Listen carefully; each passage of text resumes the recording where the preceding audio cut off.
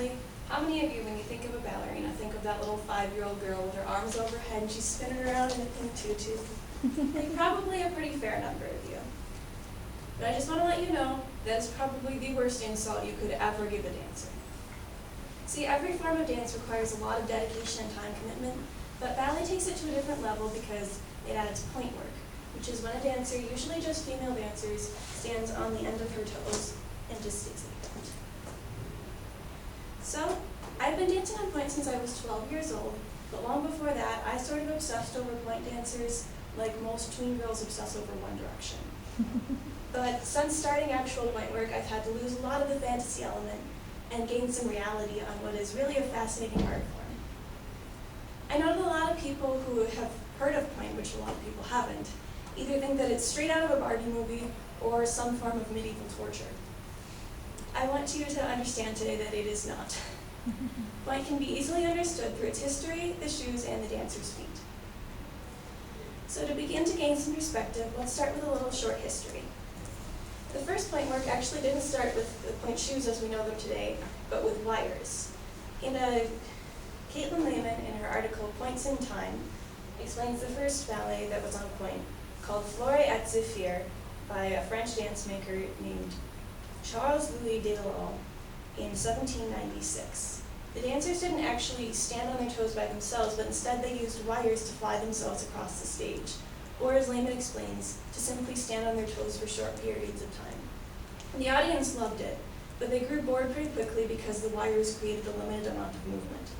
So in the 1820s, Filippo Taglioni created a new ballet called La Sylphide, which starred his daughter, Marie Taglioni. Many historians, such as Irina Kuzminski in her article The First Sylphide, credit Taglioni with being the first dancer to stand on her toes without the aid of wires. Her shoes were pretty awful. They were basically just canvas with some heavy sewing where she needed it. So that'd be like wrapping up your feet in your backpack and just deciding that you were going to stand on your toes for a long time.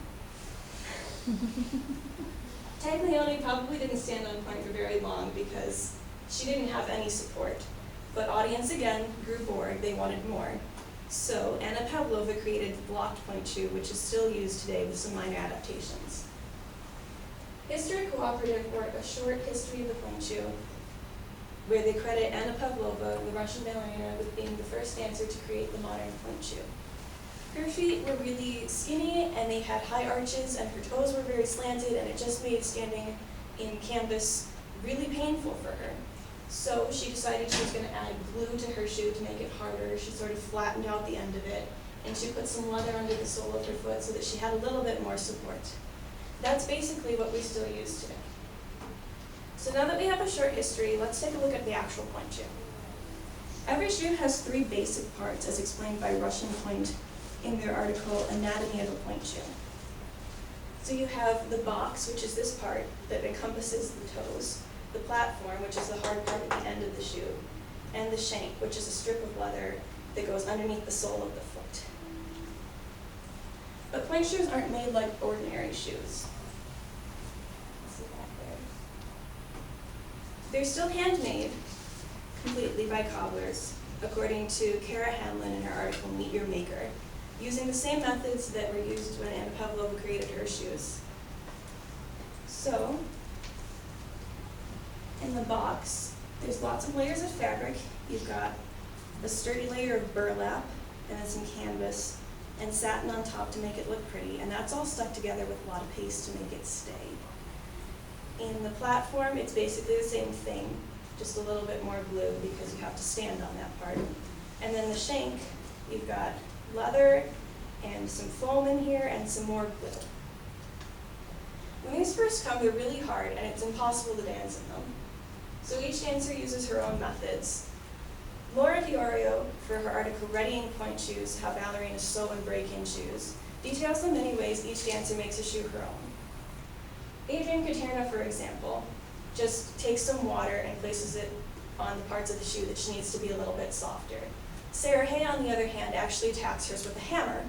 And as you can see in these pictures, lots of dancers will either stub on their shoes or cut out parts of them with an X-Acto knife or burn them. So it's not uncommon to see a dancer wandering around with a lighter in her bag. when the shoe fits correctly, pointe can look effortless like it was made to.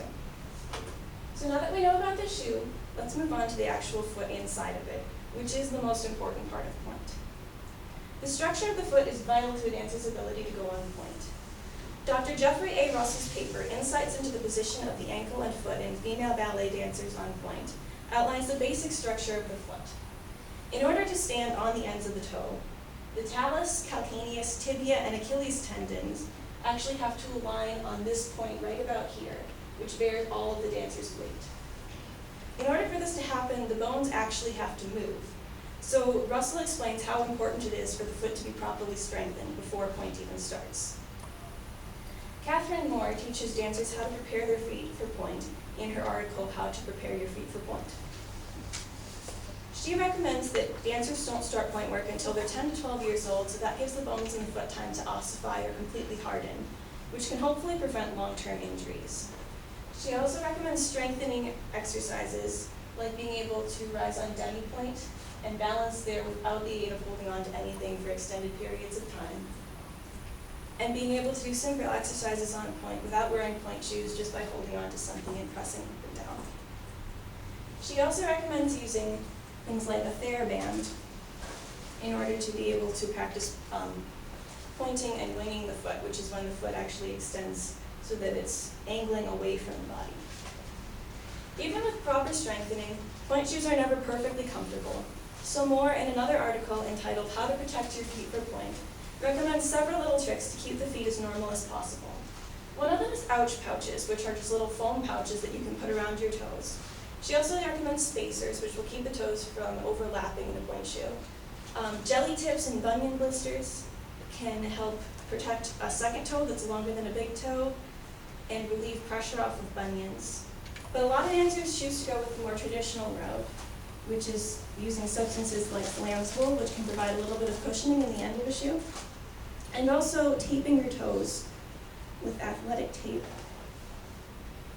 I know it's in here, here it is, which can help prevent blisters and also protect and keep healthy existing blisters, because they do form even if you don't try. So when a dancer's feet are ready for pointe, the whole thing can come together to create art. So pointe as a whole is made of its history, the shoes, and the dancer's feet. Pointe started with wires and slowly progressed from the soft canvas shoe to the blocked shoe we use today, which is made up of the box, the shank, and the platform, and is broken in individually by each dancer. The foot is also an important element of pointe work because it has to be strong enough to hold on the dancer all by herself. So the next time you see this, just remember that someday that little girl is going to be spinning around on the ends of her toes. Thank you.